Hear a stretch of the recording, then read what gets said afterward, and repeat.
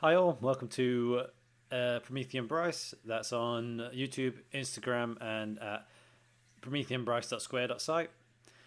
So this is technically the fourth in the series of the modeling, digital modeling sculptures.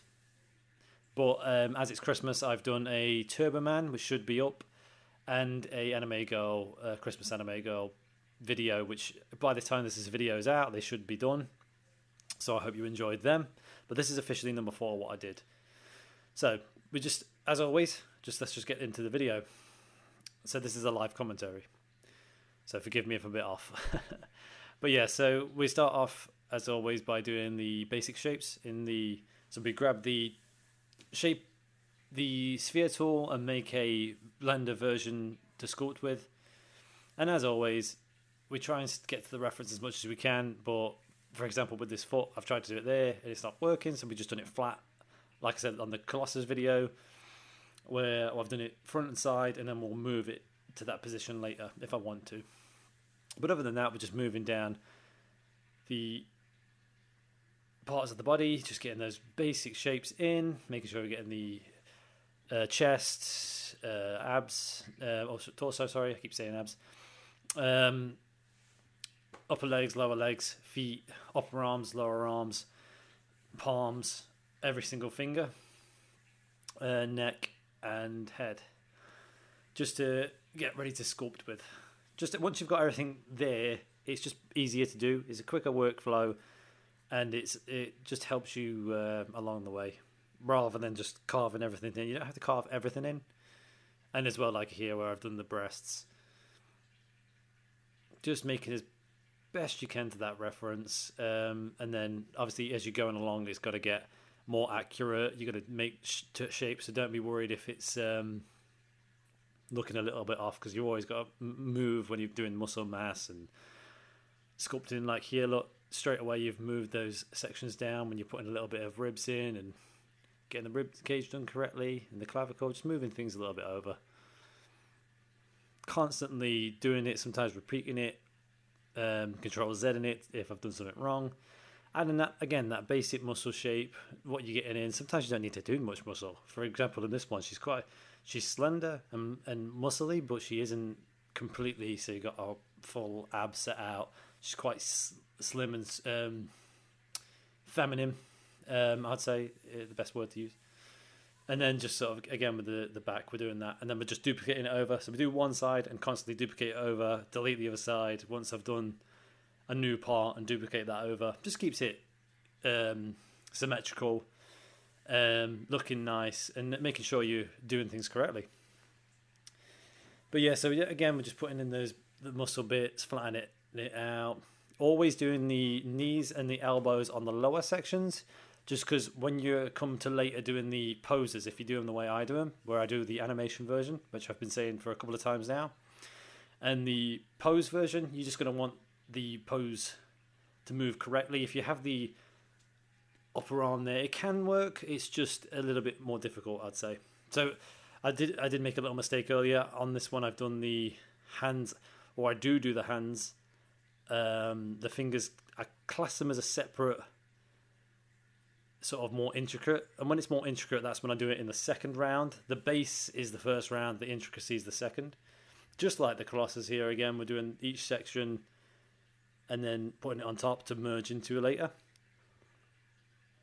Unlike the Colossus, this one will have a lot of boolean in unions and smoothing off, which, by the way, just for future reference, if you want a quick boolean union, just select all the parts, join them if they're sculpted, and then join them together, and then remesh, and you can do the boolean without actually pressing boolean. Just a little tip if anyone doesn't know that. So yeah, so once we've done the basic muscle shapes of the body, we'll always go on to the face.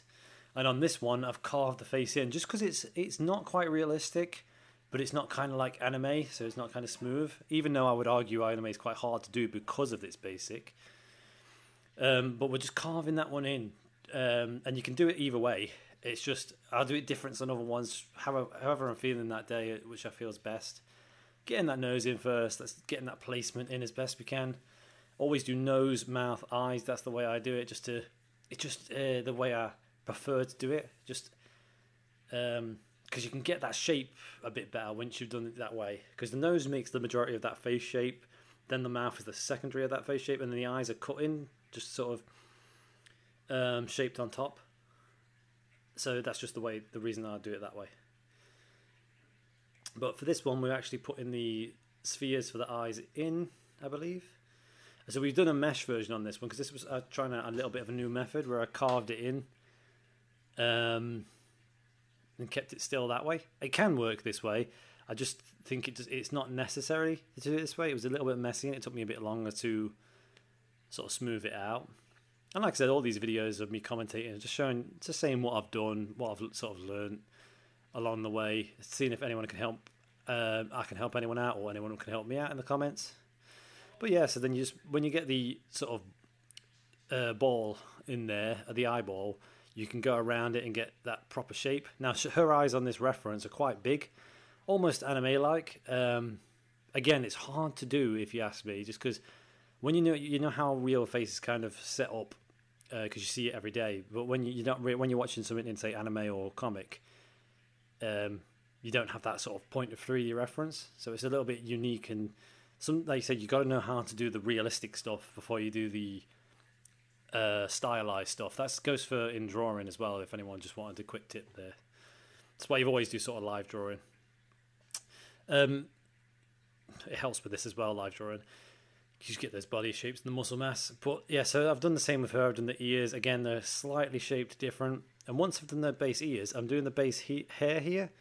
And it's a little bit more intricate. So we're using the method of using curves. And instead of using the curve tool, I actually draw, using the draw tool, the sort of hair strand that I want, delete the original Bezier curve, and remesh, put the geometry back to where it should be, and then edit in that one. Just because I find that a lot easier to do than getting the Bezier tool and moving it around. Again, it's more preference. You don't have to do it my way.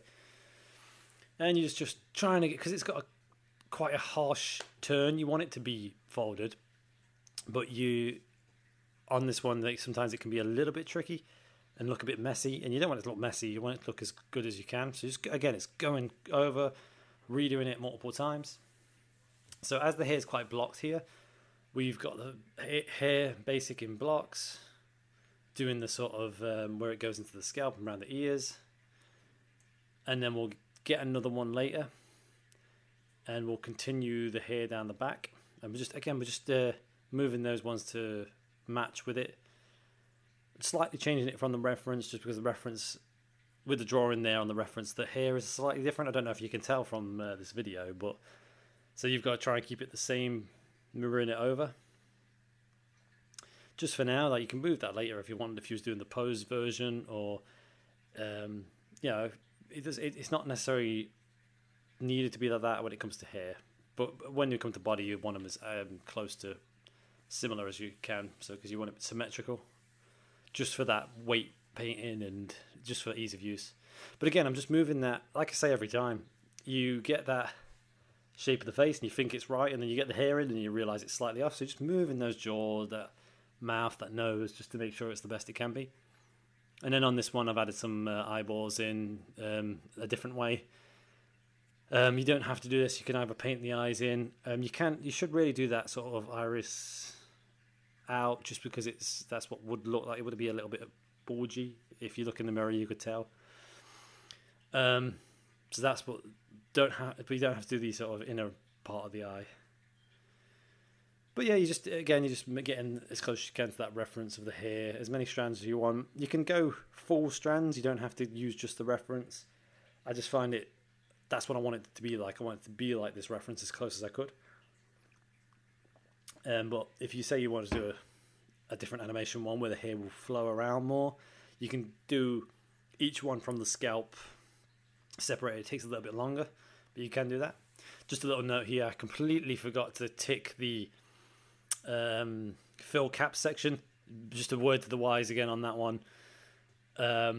Always press the cap fill if you're doing it as a mesh, or else you're going to have to redo it again with the filler, or press F to fill if you haven't got too much of a complicated mesh. But if it's complicated and it's got like 1,000 vertices, it's going to be very difficult to do. But yeah, we're just on this bit, we're just putting the main sections of the hair, putting it out to make it look like it's sections, and trying to get a bit more of that shape together. But yeah, so then again, duplicating it around, making very minor differences on these ones, because there's the back hair, I don't know if you can, you can tell on the reference, is slightly, it's not symmetrical. Like I was saying earlier, the hair doesn't have to be symmetrical on this one. Again, just sorting that eyes out, trying to get that harsher, less realistic eyelid. You'll just be doing that as you go along, because you'll notice it as much as you can. I feel like on this one in the end I've done the jaw a bit too strong, but as I was doing it at the time I didn't really notice, and that's just one of the things you're going to notice as well. Sometimes you're not as good as you think at the time. But yeah, I think it still looks really good, but it's just something I'll do different next time. I don't know if you would agree. I mean, comment in the comment section saying if you actually like the way the jaw goes, or you would have done the same thing, like change the jaw. But yeah, like I said, you're getting that base section. I was going to try something different with the hair here and join it all in, but then it wasn't quite working, and it didn't need to be done anyway. It was just something to clean it up. So, like I said, again, just don't mind the noise. The dog's being told off. So yeah, so once I've got that in again, well, we're joining it together, because this is the animation version where it's in either an A pose, or like I said on the Colossus video, if you haven't watched that, I'll just mention it now. Preferred to do in a T pose, just because of the those armpits to the chest are going to merge together when you're doing a weight painting. So really and truthfully, you do it in a T pose, it just makes it a lot easier. But again, this comes afterwards. I learned this a bit later. But yeah, so you're just merging all the fingers together, getting that look together. You don't actually need to smooth off. So what we're doing is we're joining, booleaning, and then smoothing it off. Deleting the duplicates, adding to those small bits of detail, smoothing, getting it together, making it look a lot better. Joining the arms in. And on this one we leave a few apart, because depending on where the clothes are, it's sometimes best to leave some of it unbooleaned till later, because it's going to slow down your computer the more you boolean it. So the more the mesh that goes together. So if you can do the clothes without booleaning it, do that. But again, if you have to join things, just make sure you join them strategically, so you're getting as little sort of join as you can. But so like I said, where I've done the shoe there, didn't need to do the boolean for the knee until afterwards. So we've done the shoe, but then boolean the knees together afterwards. And with her top, you can see in the background, it goes from her chest to her all the way down to her arms. So what I've had to do is boolean those sections together and then do it. But I've not booleaned the legs at this point, just because, like I said, it's going to slow it down, and you want to, as much as you can, not slow it down. So this is where you're just getting the mask tool and then extracting the mask, rather than doing it over. Like I said, the tighter the clothes, the better it is with the mask, but you can sculpt it in if you want. And it all depends if you want a nude version underneath, or just, I like to put sort of clothes separate just because it looks more realistic when you're doing the animations. And it's good practice anyway. But like I said, if you're just doing a sculpt, you're just practicing, you can just do that inside the actual mesh itself.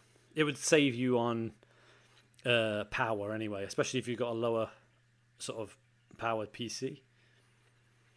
And then here we're just doing the pants section, because obviously she's going to have quite a small skirt, and I didn't want it to look nude underneath.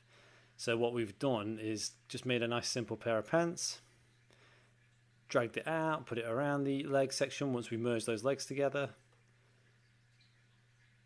Because what we'll do is you always join the legs one by one, because if you join them together with the sort of bum section, it's going to collide again. So if you do it separately, it just works a lot easier. And then once it's joined, it's going to smooth it. You're smoothing it off, so it's going to make that organic shape a little bit different. So you're always tweaking those clothes afterwards, just to get it close as you can. But in real life, you'll notice your clothes move around a little bit aren't as perfect. Nothing's ever like a straight line if you're looking at clothes. Unless it's a hard surface model like a belt, which we're doing here. If it's a belt, that's when you want the straightest line as you can, which is when you use the curve tools preferably. This one we're using a circle and then putting that circle over. I've done, in the future, I'll do dresses kind of like I was saying, where you can, with a separate mesh. Because this was a bit close. Now I've done it. It took me a little bit longer than it should have, doing it this way round.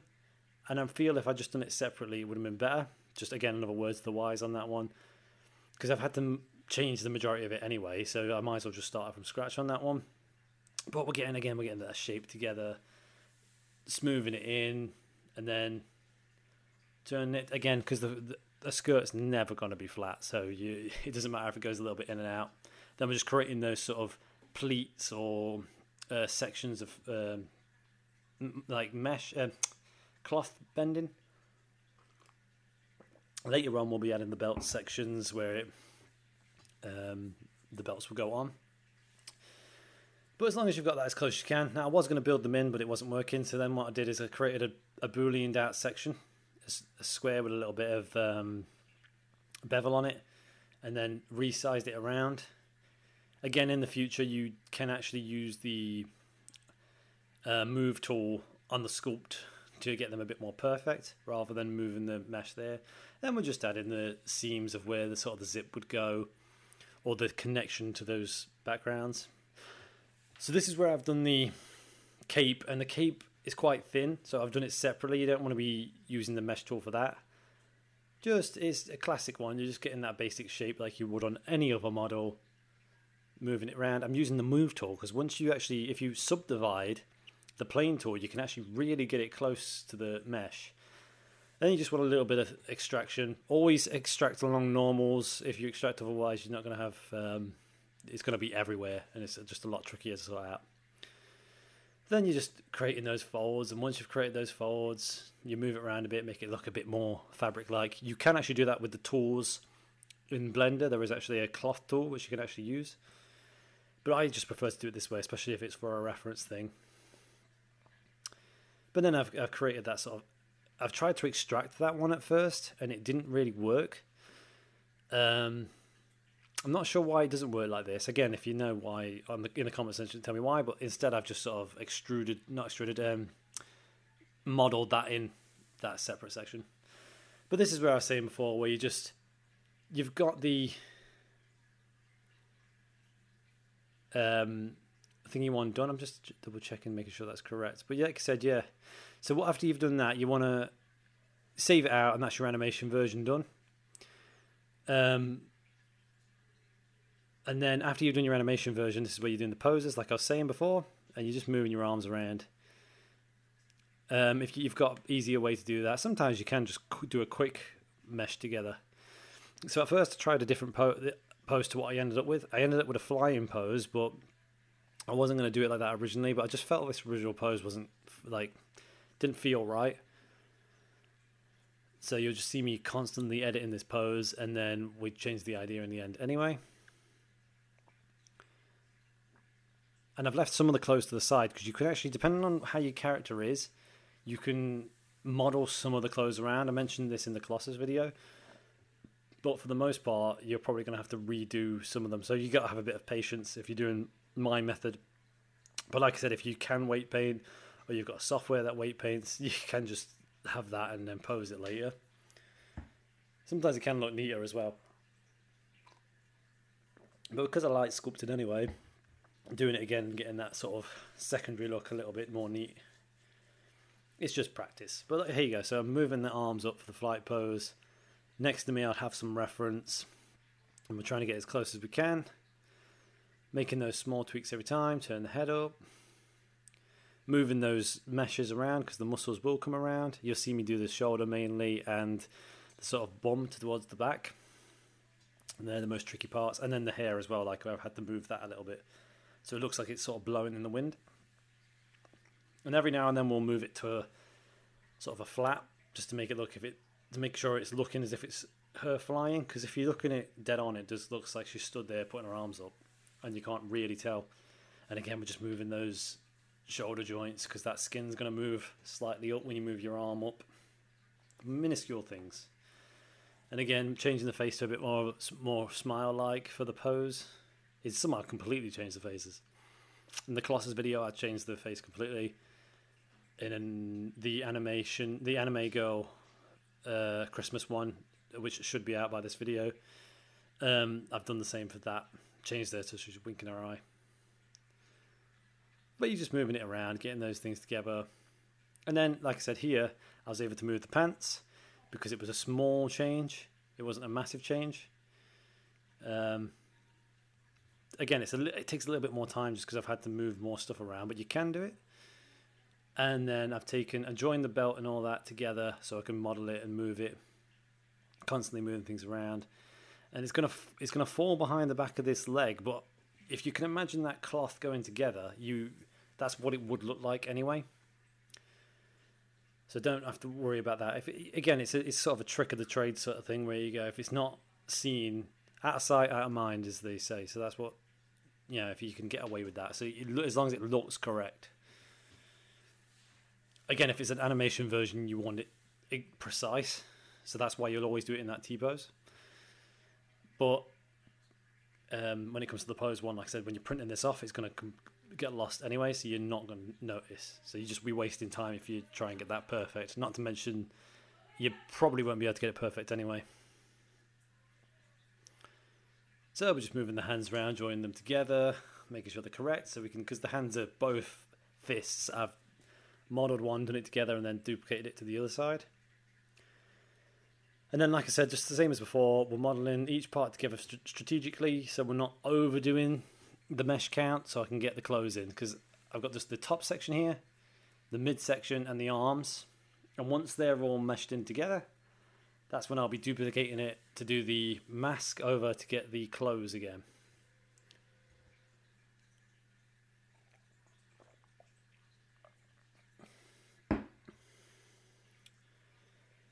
So yeah, so then we're just joining it all together because we don't need that skirt and the pants because we've already done that, so we don't mind joining that all together at this point. Again, we've been able to use the back.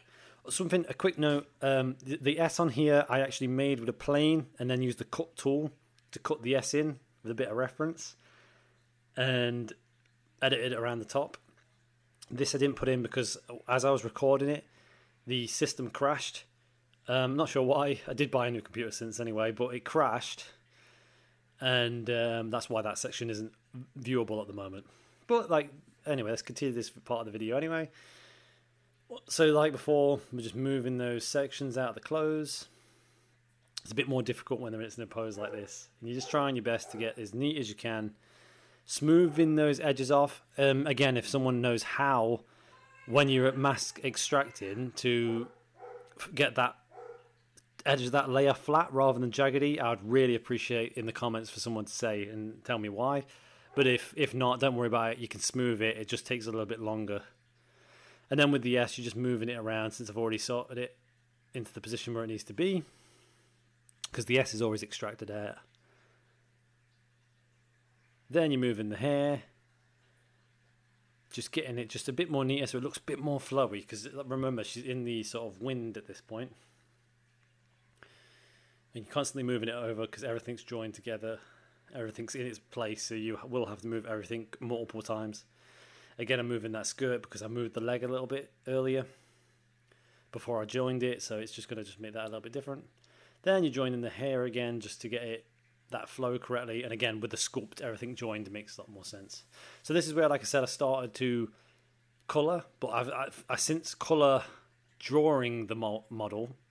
But this one, I just coloured it afterwards to get a nice basic look in. And I think it looks pretty cool in the end, adding that with a few shadowing techniques just to make it look a little bit unique. Rather than just a really plain model, just give it a little bit of a punch. So we're just putting those basic colours in the flat. If you're on the flat, you can actually colour, extract the perfect colour. That's why I do it this way. But yeah, and then you can put it back onto the settings, whichever ones you want. And then you just add in those small bits. And again, I've not done it perfectly because it's not the aim of the game. It's just to sort of make it look better and make it look nice. Eventually, like when I get more time, I'll do better models. But just get that nice look in, make it look a lot more like Supergirl.